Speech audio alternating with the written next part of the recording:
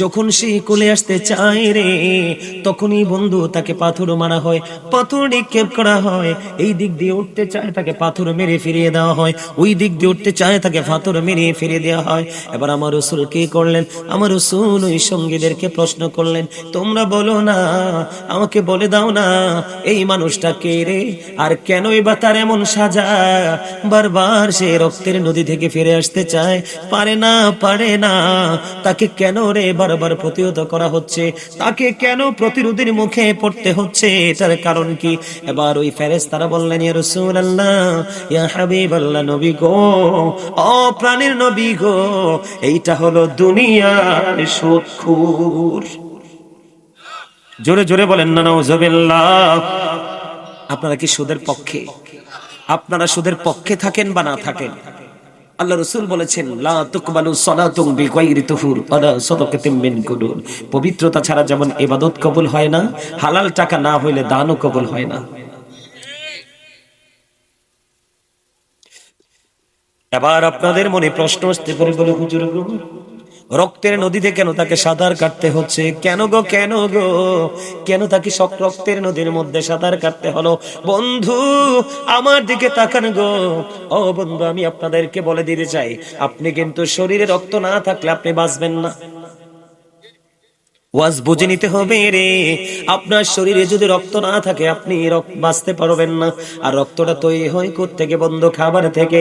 যদি বন্ধু খাবার যদি হালাল হয়, রক্ত হালাল। ও বন্ধু, খাবার যদি হারাম হয় রে, রক্তটাও তো হারাম।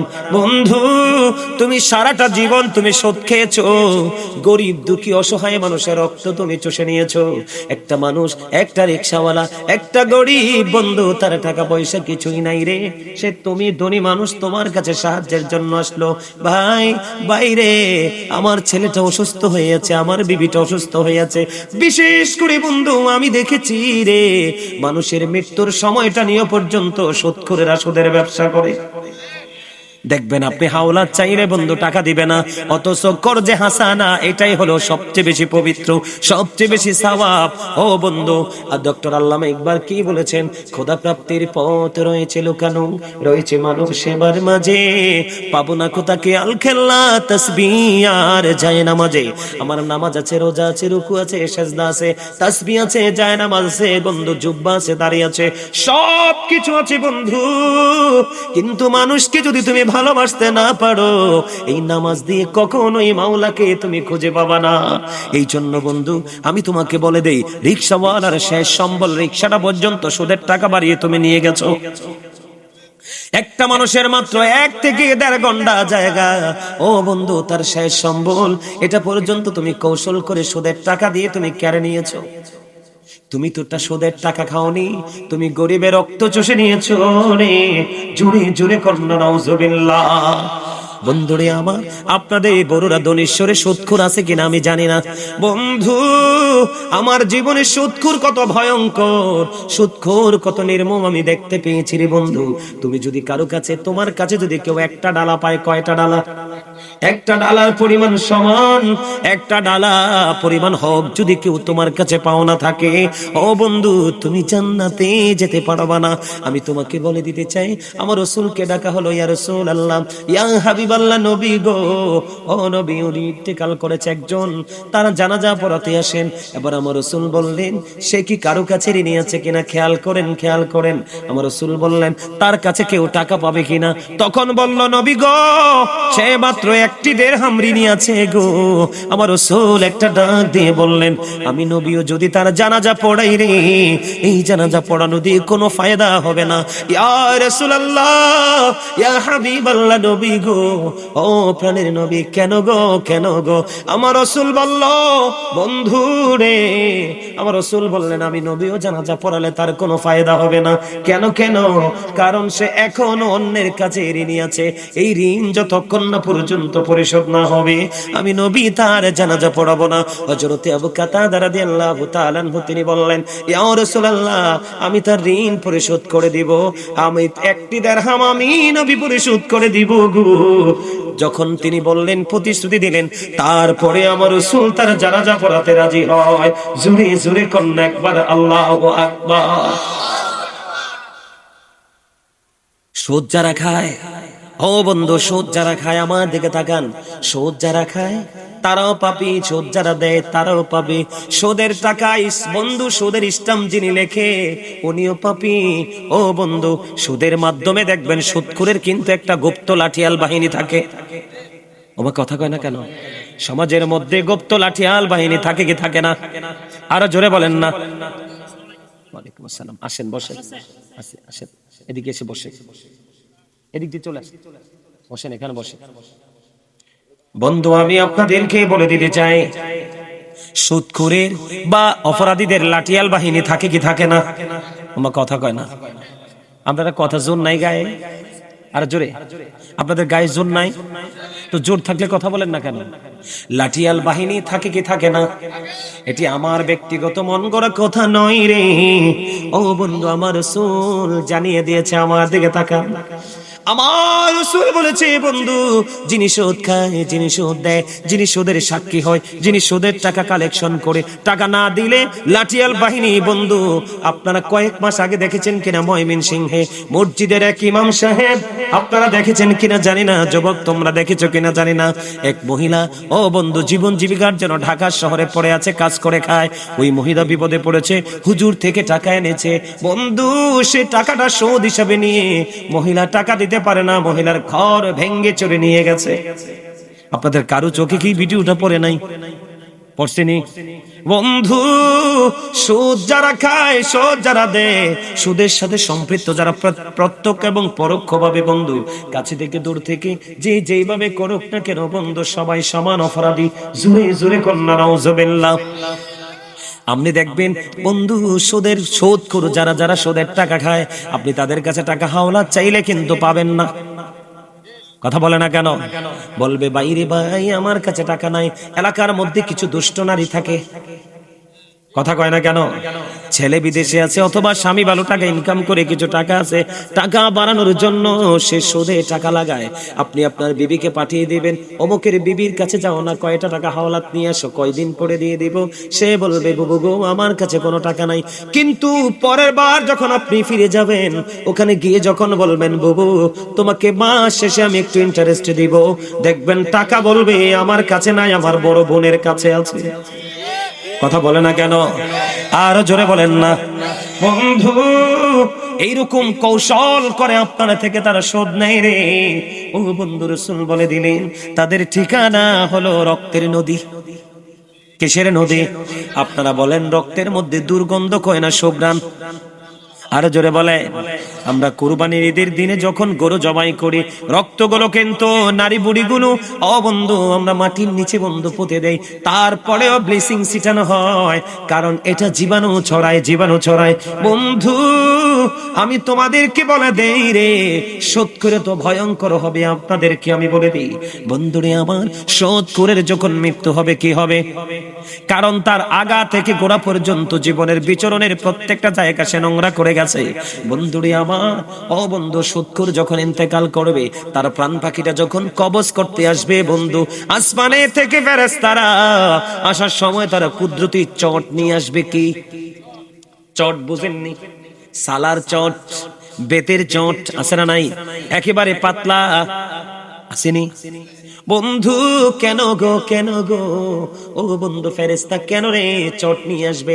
কারণ চট নিয়ে আসার কারণ হলো একটা নোংরা, একটা পাপী, একটা জঘন্য লোকের ইন্তেকালের করার পরে তার দেহ থেকে যখন প্রাণ পাখিটা বের করা হয়, হাদিস শরীফের মধ্যে এসেছে রে, তার এই প্রাণ পাখি যখন বের করা হয় রুহুটা বন্ধু বের করার পর এটা থেকে তো দুর্গন্ধ বের হয়। এই কারণে ফেরেশতারা তাকে কুদরতি চট দিয়ে মুড়িয়ে ফেলে। হাদিস শরীফের মধ্যে এসেছে এত বেশি দুর্গন্ধময়, গোটা পৃথিবীর সমস্ত প্রাণীগুলো মরার পরে যদি পচে যায়, পচে যদি বন্ধু দুর্গন্ধ হয়ে যায়, সবগুলো প্রাণী পচে যে দুর্গন্ধটা বের হবে এর চাইতে ভয়ঙ্কর দুর্গন্ধ হবে একটা পাপী লোকের, নোংলা লোকের আত্মা। জোরে জোরে কন্যা নাউজুবিল্লাহ। সবচেয়ে বড় ভয়ঙ্কর খবর হলো ও বন্ধু ফেরেশতারা যখন নিয়ে যাবে আসমানের দিকে, ফেরেশতারা আসমানের দরজা খুলবে, খোলার পরে দেখবে যেটা পাপী লোকের আত্মা, সঙ্গে সঙ্গে আবার বন্ধু আসমানের দরজা বন্ধ করে দেওয়া হয়। জোরে জোরে কন্যা নাউজুবিল্লাহ। বন্ধুরে আমার, আমি আপনাদেরকে বলে দেই আমার রাসূল মেরাজে গিয়েছেন, এইটা মেরাজের চাঁদ। কথা বলেন না কেন? এইটা মেরাজের চাঁদ। ও বন্ধু, আমার রাসূল যখন মেরাজে গেলেন, মেরাজে যখন গেল রে, জান্নাত দেখলেন, জাহান্নাম দেখলেন। আমার দিকে তাকান, কি দেখলেন? জান্নাত দেখলেন, জাহান্নাম দেখলেন। বন্ধু দুটোই দেখলেন, জান্নাত দেখলেন, জাহান্নাম দেখলেন। আমার রাসূল যখন বন্ধু জান্নাতের দিকে নজর দিল, জান্নাতের দিকে নজর দিয়ে চাইয়া দেখে জান্নাতের মধ্যে ও বন্ধু গরিব মানুষ আর পুরুষ সংখ্যা বেশি। আপনারা তো দেখি আমার ওয়াজটা বুঝতেছেন না, তো যদি বুঝতেন তাইলে সুবহানাল্লাহ বলেন না কেন? আরে আরো জোরে, আরো জোরে। জান্নাতের মধ্যে কোন লোকের সংখ্যা বেশি? পুরুষ লোকের সংখ্যা বেশি আর গরিবের সংখ্যা বেশি। কারণ দুনিয়ার মধ্যে যত দুঃখ পায় সব বন্ধু গরিবরা ভোগ করে। কথা বলেন না কেন? সামাজিক থেকে রাজনীতিক প্রত্যেকটা প্রতিহিংসার শিকার কিন্তু অসহায় মানুষগুলো হয়। বন্ধু, এই দুঃখ নেমে আসে গরিব মানুষের জীবনে সমাজের ক্যারেক্টারলেস রিচ ম্যানদের কারণে, তার মানে চরিত্রহীন ধনী মানুষগুলোর কারণে। কথা বলেন না কেন? আপনার সমাজের মধ্যে সবচেয়ে বেশি দামি বাড়ি আছে একটা, কিন্তু ওই লোকটা সবাই জানে ধনী, কিন্তু তার টাকাগুলো বন্ধু কালো টাকা। এটা কি চরিত্রবান না চরিত্রহীন? এটা ক্যারেক্টারলেস পারসন। কারণ সে কখনোই অন্যের সুখ চাইবে না, সে চাইবে শুধু তার নিজের সুখ। এই জন্য বন্ধু গরিবরা জান্নাতে বসবাস করার বছর পার হয়ে যাবে 500 বছর। ওই সুদখোর, ঘুষখোর, চিটার বাজপার ও বন্ধু পরের হক যারা লুণ্ঠন করেছে, ওই মানুষগুলো এখনো পর্যন্ত হিসাবের জন্য দাঁড়ায় থাকবে। অথচ গরিব মানুষগুলোর জান্নাতে বসবাসের বয়স পার হয়ে গেল 500 বছর। জোরে জোরে বলেন না সুবহানাল্লাহ, আর জোরে বলেন না সুবহানাল্লাহ। বন্ধুরে এবার আমার রাসূল বন্ধু জাহান্নামের দিকে নজর দিলেন, জাহান্নামের দিকে নজর দিলেন, জাহান্নামের দিকে নজর দিয়ে চেয়ে দেখে রে জাহান্নামের মধ্যে ও বন্ধু ধনী ধনী মানুষ আর বন্ধু মহিলার সংখ্যা বেশি। জুরে জুরে কন্যা নাউজুবিল্লাহ। বন্ধু ঘরে ঘরে ঝগড়া লাগায় মহিলারা, বিয়ের পরে শ্বশুর শাশুড়ের ভাত উঠায় মহিলারা। কথা কন না কেন? ভাই ভাই ঝগড়া লাগায় মহিলারা, ও বন্ধু বেপরদায় চলে মহিলারা। কথা বলেন না? মা বাবা সভ্য হওয়ার কারণে উপযুক্ত যুবতী মেয়ে রাস্তায় রাস্তায় চলে। ও বন্ধু পুরুষদের কাছে তো রাস্তায় চলা, কাজ করবে মাঠে ঘাটে, দোকানে, রাস্তায়, কোম্পানিতে। বড়টা বন্ধু জীবন জীবিকার জন্য মাঠে মাঠে হারবে। কিন্তু বন্ধু মা বোনদেরকে আমি ছোট করে বলছি না বন্ধু, বাস্তবতা বলছি। এখনকার মেয়েরা ম্যাক্সিমামে দেখবেন প্যান্ট পরে হাঁটে। আমি বন্ধু আমার ফ্যামিলির মার্কেটিং সব সময় আমি করি। মার্কেটে যখন যাই পুরুষের কাপড় কয়েকটা, একটা লুঙ্গি, একটা শার্ট, একটা গেঞ্জি, একটা প্যান্ট, একটা পাঞ্জাবি, এই তো। বন্ধু মার্কেটে তুমি গিয়ে দেখো রে, নারীদের 1 পিস 2 পিস 3 পিস 4 পিসের শেষ নাই। কথা বলেন না কেন? জামদানি শেষ নাই, টাঙ্গাইল শাড়ি শেষ নাই, ও বন্ধু ইন্ডিয়ান শাড়ি, জর্জেট শাড়ি, কত রকমের শাড়ি। এরপরেও কেন গো তোমরা পুরুষের ছোট্ট ছোট্ট কাপড় নিয়ে টানাটানি করো? কথা বলেন না কেন? আরো জোরে বলেন না। বন্ধু সব জায়গায় গেলে দেখবেন সব নষ্টের মূল বন্ধু মহিলারা। ও বন্ধু শয়তান নারীকে রশি হিসাবে ব্যবহার করে, জোরে জোরে কন্যা নাউজুবিল্লাহ, সমাজকে ধ্বংস করার জন্য, জাতিকে ধ্বংস করার জন্য। আমার রাসূল যখন দেখলেন জাহান্নামের দিকে, বলে হুজুর পুরুষরা কি দোয়া তুলসী পাতা? না না না, ক্যারেক্টারলেস পুরুষও আছে রে। ও বন্ধু কিছু জায়গায় পুরুষ, কিছু জায়গায় নারী, তবে নারীদের দ্বারাই সবচেয়ে বেশি ক্ষতি হয়। কথা বলেন না কেন? আমার রাসূল যখন বন্ধু জাহান্নামের দিকে নজর দিলেন, জাহান্নামের দিকে নজর দিয়ে চাইয়া দেখলেন ধনী ধনী মানুষ আর মহিলার সংখ্যা বেশি। এবার আমার রাসূল কি করলেন? এইদিকে তাকান, একে দেখান, এক একটা মানুষের পেট দেখলেন এক একটা ঘরের মতো বড় বড়। কিসের মতো? ঘরের মতো বন্ধু, বড় বড় সুদখোর। বন্ধু আপনারা দেখবেন যারা হারাম খায় তারা বেশি মোটা হয়। কথা কয় না কেন? বিশেষ করে যারা বন্ধু সুদ খায় রে, ওই মানুষগুলো ম্যাক্সিমামই বন্ধু কি হয়? মোটা মোটা হয়। আর যেইটা দেখবেন ঠিক না, এটার ভিতরে আছে 182টা রোগ। কথা কয় না কেন? যেইটা দেখবেন চিকন বলে হুজুর আপনার কথা তো ঠিক নাই, আমি প্র্যাকটিক্যালি অভিজ্ঞতা থেকে বলছি বন্ধু, যেইটা দেখবেন ঠিক না এইটা মনে করবেন অনেক বেশি রোগাক্রান্ত। ও বন্ধু, আর একটা দেখবেন ভিতরে কোনো রোগ কম রে, ও বন্ধু এটা শুধু ফুলতে থাকে বেলুনের মতো। এটা হলো অবৈধ বডি, নাপাক বডি, ও বন্ধু অভিশপ্ত বডি। কেন বললাম? হাদিস শরীফ থেকে প্রমাণিত। আমার আপনার প্রাণের রাসূল যখন বন্ধু জাহান্নামের দিকে নজর দিলেন, এক একটা মানুষের পেট দেখতেন এক একটা ঘরের মতো বড় বড়। এবার প্রশ্ন করলেন, ভাই জিবরাইল, জিবরাইল বলো না, এই যে ঘরের মতো বড় বড় পেট হলো এরা কারারে, এরা কারারে? এবার জিবরাইল একটু উত্তর দিলেন, ইয়া রাসূলুল্লাহ, ইয়া হাবিবাল্লাহ, নবী গো, ও প্রাণের রাসূল, এরা হলো দুনিয়ার সুদখোর। জোরে জোরে কন্যা নাউজুবিল্লাহ। ইয়া রাসূলুল্লাহ, নবী গো, এরা হলো গো দুনিয়ার সুদখোর, এরা হলো দুনিয়ার নাফাক মানুষ। এবার আমার রাসূল একটা ডাক দিয়ে বললেন, আমি চাইয়া দেখলাম জিবরাইল রে, এই এক একটা মানুষের পেটের মধ্যে শুধু সাপ আর বিচ্ছু দেখা যায়। জোরে জোরে কন্যা নাউজুবিল্লাহ। খাইবেন নি সুদ? আরো জোরে খাইবে? ওমা খাইতেন না? কিল্লাই রাগ হয়ে গেছেন কিল্লে? আরে বাপরে, গ্রামে তো রমরমা ব্যবসা মিয়া, সুদের ব্যবসা। আমার কথা কয় না? আমার জানাশোনা সবারই তো আত্মীয় স্বজন থাকে না আশেপাশে। আমার জানাশোনা কিছু লোক আমি পেয়েছি জমি বিক্রি করে ফেলেছে অলরেডি, বিক্রি করে এনে টাকাগুলা সুদে সুদে সুদে নাফাক, এটা নাফাক জিনিস কিন্তু কি। আর সবচেয়ে বড় লজ্জাজনক কথা কি জানেননি? এখন সমাজের মধ্যে বিশেষ করে মসজিদ কমিটির মধ্যে ম্যাক্সিমামই আপনার মসজিদ কমিটির মধ্যে সুদখোর ঢুকে গেছে। আমার কথা কন না কিনলে, সুদখোর ঢুকে গেছে। আর আমাদের দেশের কিছু ইমাম সাহেব আছে পা টিপে টিপে ইমামতি করে। কার? সুদখোর। কথা কয় না কেন?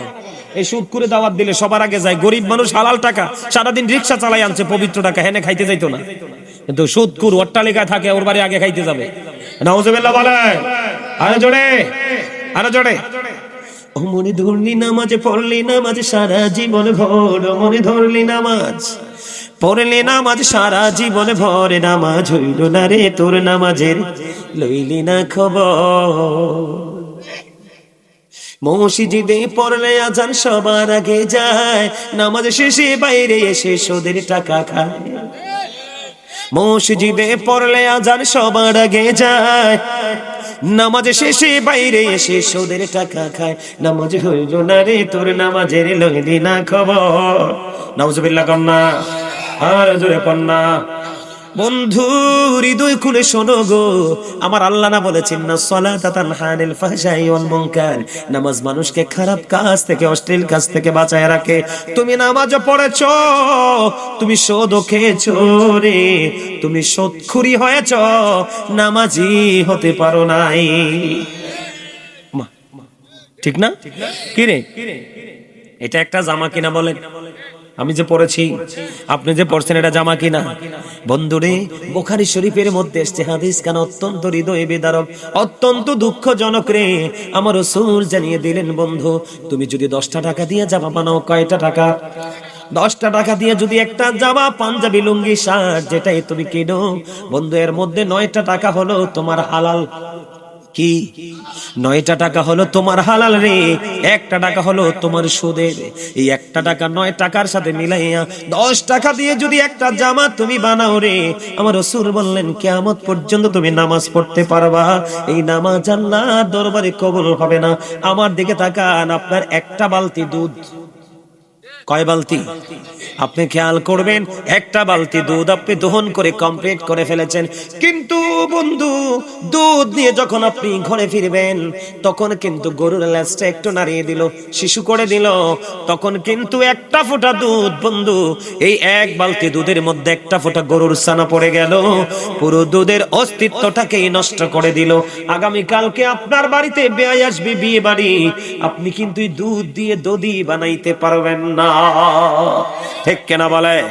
বন্ধুরে আমার, এই সমাজের মধ্যে পবিত্র গরিব মানুষগুলোর মাঝে গরুর ছানার মতো হলো বন্ধু ওই কথিত ধনী মানুষ হলা, যারা দুনিয়ার টাকার লোভে, ও বন্ধু, তারা দুনিয়ার টাকার লোভে, দুনিয়ার অর্থের লোভে বন্ধু রে, তারা শুধু সুদ ঘুষের নেশায় মতে আছে বন্ধু। আমার রাসূল জানিয়ে দিলেন, হাদিস শরীফের মধ্যে এসেছে বন্ধু, যেই ব্যক্তি, একজন মানুষ অপরাধী জানার পরে, একজন মানুষ সুদখোর জানার পরে, একজন মানুষ মানুষের হক নষ্ট করে এটা জানার পরেও একজন মানুষ তিনি কি করলেন? সুদখোরকে সাপোর্ট দিয়ে গেলেন। আছে না? কেন বাজারের দিন একটা মাছ কিনে দেয়, কথা কয় না কেন? গরু যখন বাট্টা দেয় একটু গোস্ত কিনে দেয়, আছে না নাই? এই জন্য রাসূল বলে গেছে, একজন মানুষ অপরাধী জানার পরেও, একটা মানুষ ক্যারেক্টারলেস জানার পরেও, চরিত্রহীন লম্পট জানার পরেও তুমি তাকে শুধু সাপোর্ট দিয়ে যাচ্ছ দুনিয়ার একটু সুবিধার জন্য। আমার রাসূল জানিয়ে দিলেন, তুমি অপরাধী জানার পরেও তারে সাপোর্ট দিয়েছো, কারণ চুরির মাল রাখার জায়গা যদি একদিন না পায় আর জীবনে চুরি করবে না। চোরের চাইতে বড় হলো চোরের থাইব্বল, কথা কন না কেন? আপনি চুরি করে যদি প্রশ্রয় না পান, আগামী দিন চুরি করতে পারবেন না। এই সমাজের মধ্যে দুর্নীতি, এই সমাজের মধ্যে ঘুষ, এই চোরে সমাজের মধ্যে চুরি, এই সমাজের মধ্যে ডাকাতি, এই সমাজের মধ্যে বন্ধু ঘুষ, সুদ, এগুলো বেড়েছে একমাত্র প্রশ্রয়দাতার কারণে। এই জন্য আমার রাসূল বলেছেন, অপরাধী জানার পরে প্রশ্রয় দিয়েছো, তুমি যেন মুসলমান থেকে তুমি খারিজ হয়ে গেছো। জুড়ে জোরে কন্যা নাউজুবিল্লাহ। সবচেয়ে বড় ভয়ঙ্কর খবর, এই বড়রা দনীশ্বরের আমার ভাই, আমার বাবা গো, আমি আমার মা বোনদেরকে ডেকে ডেকে বলতে চাই গো, আমি আপনাদেরকে শুনিয়ে দিতে চাই, ও বন্ধু, এই যে সুদের মাধ্যমে আপনি টাকা জমাচ্ছেন, কার জন্য? বাবা কথা কয় না, ছেলেমেয়ের জন্য না, কার জন্য? আরো জোরে কর না। আপনি সুদের মাধ্যমে টাকা জমাচ্ছেন বন্ধু, ছেলে মেয়ের জন্য, তাই তো? ও বন্ধু আমার, এটা হাদিস না যে এক সাইডে ফেলে দিবেন। সূরা আলে ইমরান 185 নম্বর আয়াতের শেষ অংশে আমার আল্লাহ বলেছেন, ওয়ামাল হায়াতুদ দুনিয়া ইল্লা মাতাউল গুরুর। এই দুনিয়ার জিন্দেগি, দুনিয়ার হায়াত একটা ধোঁকা। কেন ধোঁকা? কারণ তুমি হালাল পথ ছেড়ে তুমি হারাম পথে টাকা উপার্জন করেছো বন্ধু। শুধু তাই নয় রে, আমার দিকে তাকান, কোরআন শরীফের 19 পারা সূরা শুআরা 88 নম্বর আয়াতে আমার আল্লাহ বলে দিয়েছেন, ইয়াউমা লা ইয়ানফাউ মালু ওয়ালা বানুন। আমার আল্লাহ কি বলেছে বন্ধু, খেয়াল করেন। সূরা আলে ইমরানে বলছে, তুমি ধোঁকার মধ্যে আছো, তুমি তোমার হায়াতটা নিয়ে ধোঁকা করতেছো, কথা কন না কেন? এরপরে কোরআন শরীফের 19 পারা সূরা শুআরার 88 নম্বর আয়াতে আমার আল্লাহ বলে দিয়েছেন, ইয়াউমা লা ইয়ানফাউ মালু ওয়ালা বানুন। কিয়ামতের দিন তোমার ধন সম্পদ, সন্তান সন্ততি কোনোটাই তোমার কোনো কাজে আসবে না। জোরে জোরে কন্যা নাউজুবিল্লাহ। আপনি সুদ খাইয়া জোগাই দিয়ে গেছেন, কিন্তু এটা খাচ্ছে কে? আপনার সন্তান। এরা কিন্তু জবাব দিবে না, জবাব কিন্তু আপনাকে দিতে হবে। কাকে? কথা বলেন না কেন? এখনকার ম্যাক্সিমাম ছেলে মেয়ে বেয়াদব। তোমার কথা কেন? কেন জানেননি? দোষ বাবা মা। কার? আরো জোরে বলেন, দোষ কার? আরো জোরে। দোষ বাবা মার। আমি আজকে একটু বাবা মার দায়িত্ব কর্তব্য নিয়ে আমি একটু কথা বলবো। কথা কোনো দরকার আসেনি? একবারে নষ্ট হয়ে গেছে পুরো দেশ। শুধু আপনাদের বড়রা দনীশ্বর না, সারা বাংলাদেশের একই অবস্থা। এক এক জায়গায়, এক এক জেলায়, প্রতিদিন এক একটা জেলায় যেতে হয়, এক একটা থানায় যেতে হয়। প্রতিদিনই দৌড়াচ্ছি, প্রতিদিনই দেখতে পাচ্ছি নতুন নতুন বিপর্যয়। জোরে কোন নাউজুবিল্লাহ। আরে আরো জোরে বলেন না নাউজুবিল্লাহ। তাহলে সুদ খাবেননি, সুদের টাকা দিয়ে জামা কিনবেননি, সুদখোরকে সাপোর্ট দিবেননি। আরো জোরে। মসজিদের সভাপতি হোক, সেক্রেটারি হোক, মোতোয়াল্লি হোক, আর যেইটাই হোক, সুদখোর যদি হয় ফিটা দিবেননি, দিবেননি। সে একজন, কয়জন? আর আপনারা সমাজে আছেন 99 জন। কতজন? একযোগে সবাই তাকে বয়কট করবেন।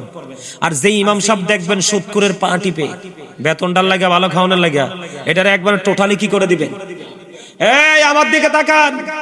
যেই ইমাম সাহেব কোন ব্যক্তির উপরে ডিপেন্ড করে ইমামতি করে, তার নামাজও হবে না, মুসল্লিদের নামাজও হবে না।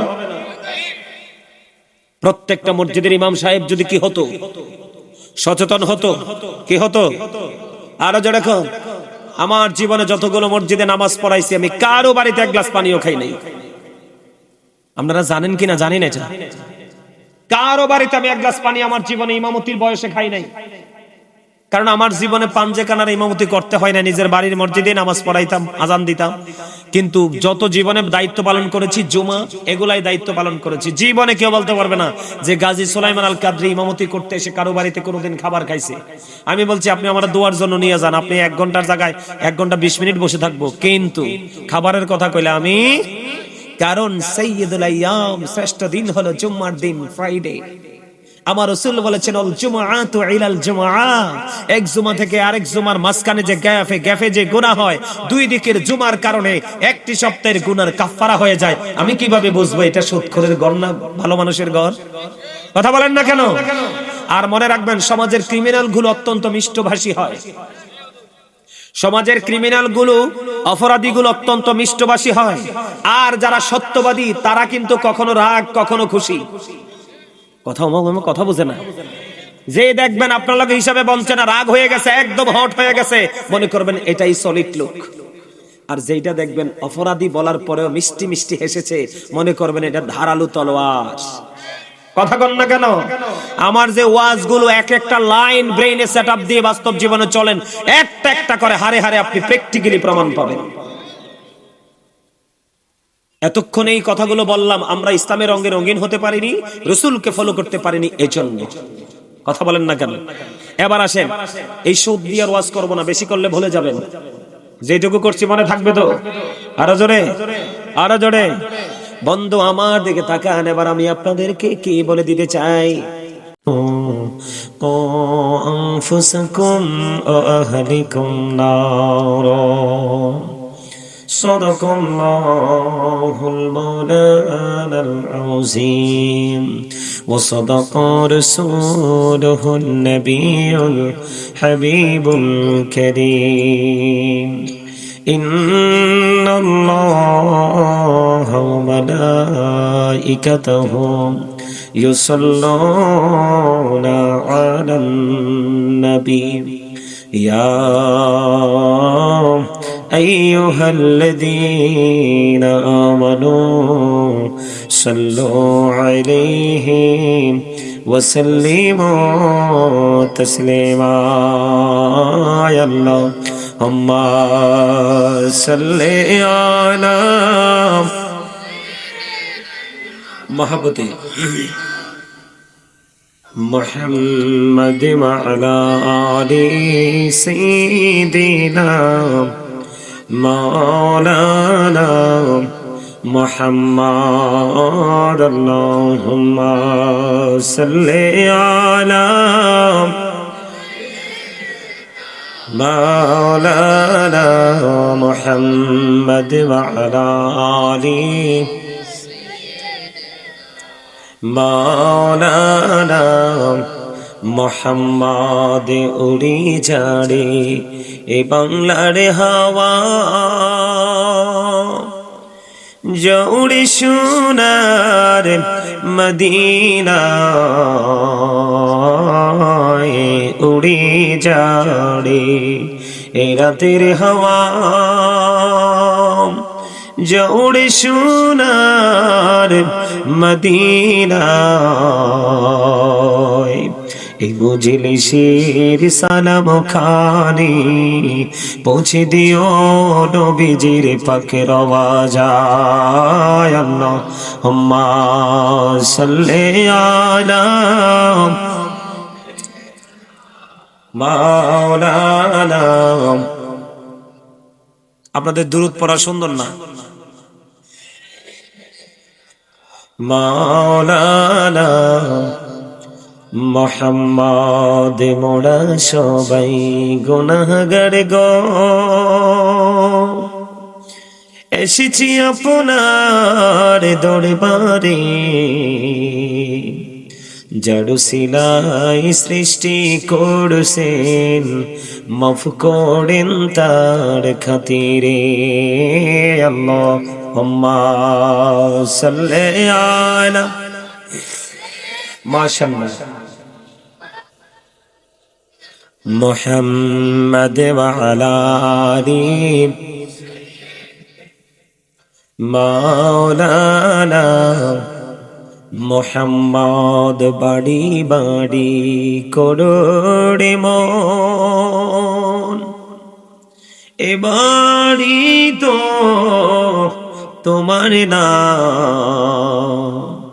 আসল বাড়ি কবর দেশে মাটি হবে বিছানা আল্লাহুম্মা সাল্লি আলা মাওলানা মুহাম্মদ ওয়া আলা আলি মাওলানা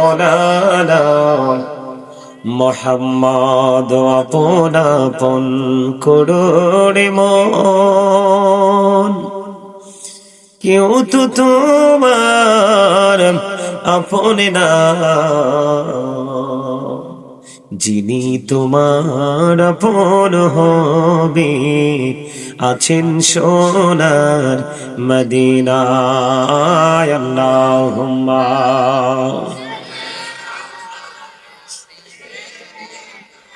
مولانا محمد وعلى آل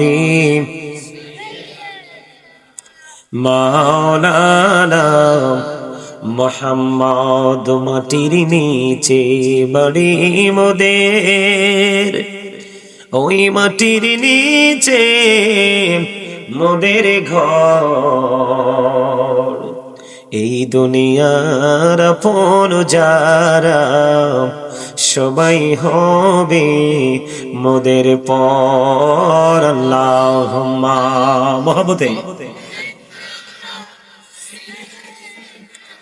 মাওলানা মুহাম্মদ ওয়া আলা আলি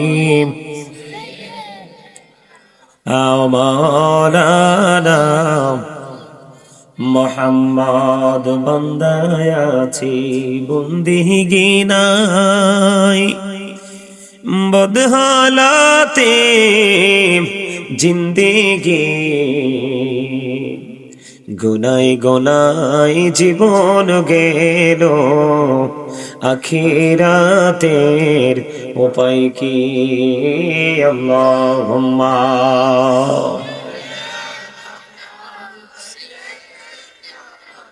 मोहब्बते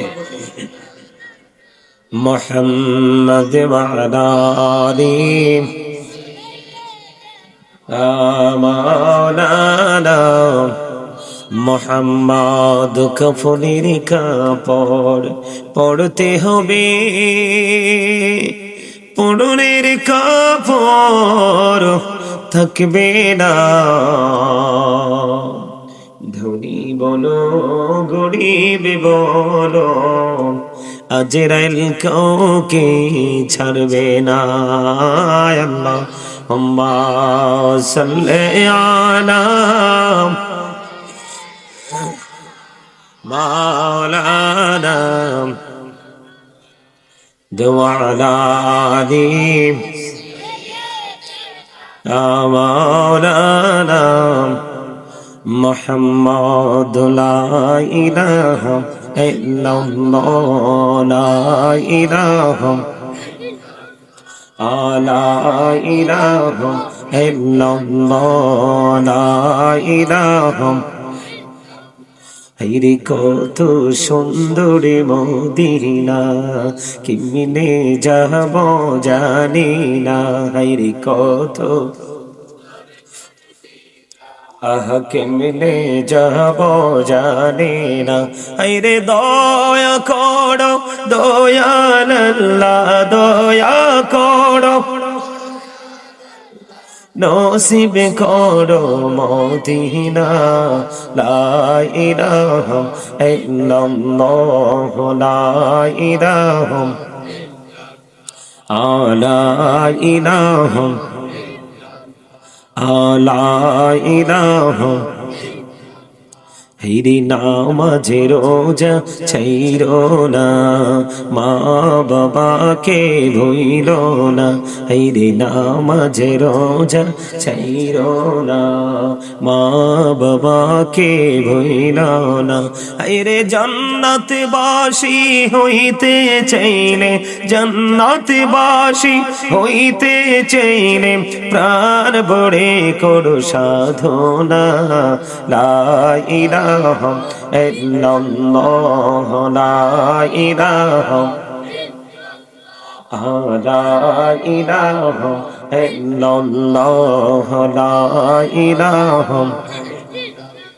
তুমি কাহুরে বানাইনা সফিউল্লাহ, তুমি কাহুরে বানাইনা নজিউল্লাহ। মোর নবীকে বানাইলা তুমি, মোর নবীকে বানাইলা তুমি নূর মুহাম্মদ সাল্লাল্লাহ। লা ইলাহা ইল্লাল্লাহ, লা ইলাহা, লা ইলাহা ইল্লাল্লাহ মুহাম্মাদুর রাসূলুল্লাহ সাল্লাল্লাহু আলাইহি ওয়াসাল্লাম।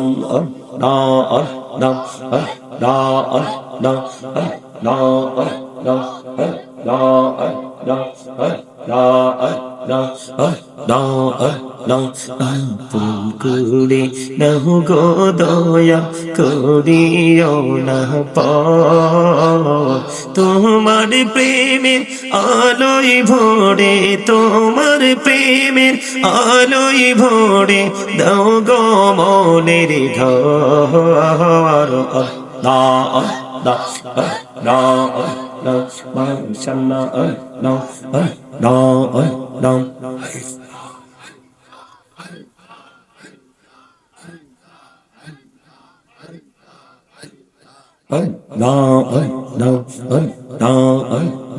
পাগল পারা মনটা শুধু খুঁজে দিবানিশি,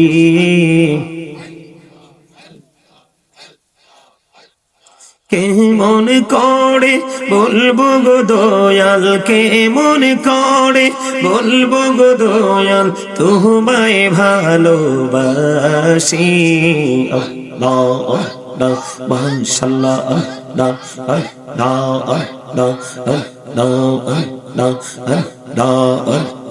নিচুরাতে একলা যখন ভাবি তোমায় নিয়ে, হৃদয়টাকে শীতল করি, হৃদয়টাকে শীতল করি চোখেরই জল দিয়ে।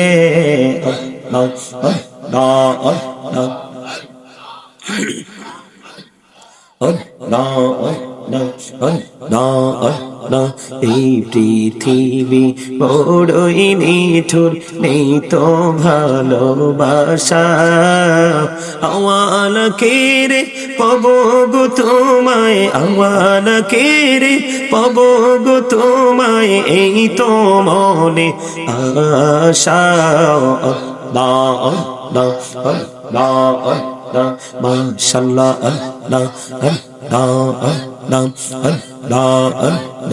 এই নামেতে এত মধু, এই নামেতে এত মধু জানিনি তো আগের দয়াল, জানিনি তো আগে। যতই জপি নামেটি তোমার, যতই জপি নামেটি তোমার, ততই মধুর লাগে রে দয়াল, তুই মধুর লাগে।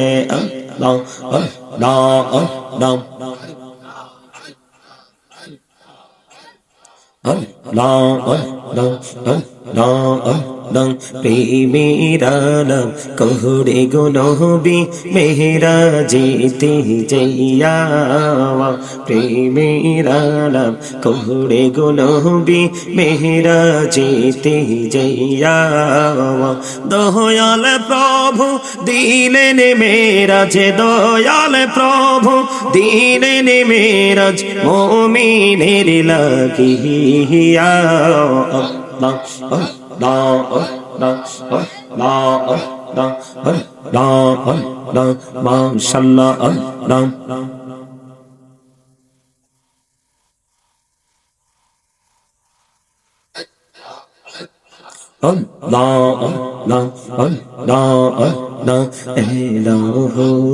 বিহি আর মাঝে এলো বিহি আর মাঝে কিসের করো খেলা পিছের দিকে চাইয়া দেখো পিছের দিকে চাইয়া দেখো ডুবে যায় তোর বেলা রে আল্লাহ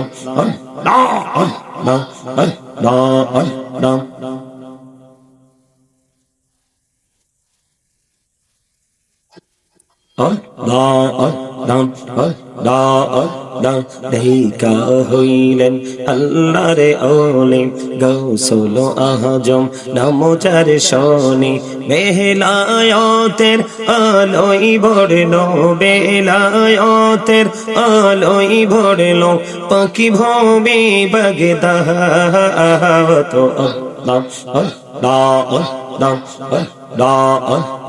দেখা হইলেন আল্লাহর ওলি শাহজালাল নামচার শনি সরে মহানদী পারে হয়ে যায় সরে মহানদী পারে হয়ে যায় বিছানা যার পাক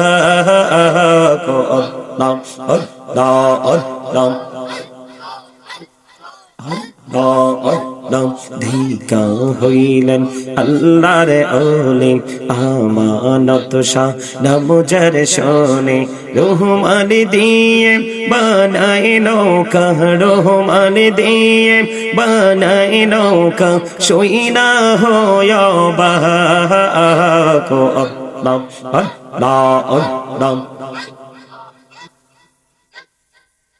লা ইলাহা ইল্লাল্লাহ মুহাম্মাদুর রাসূলুল্লাহ সাল্লাল্লাহু আলাইহি ওয়াসাল্লাম। সকলে বলুন আলহামদুলিল্লাহ।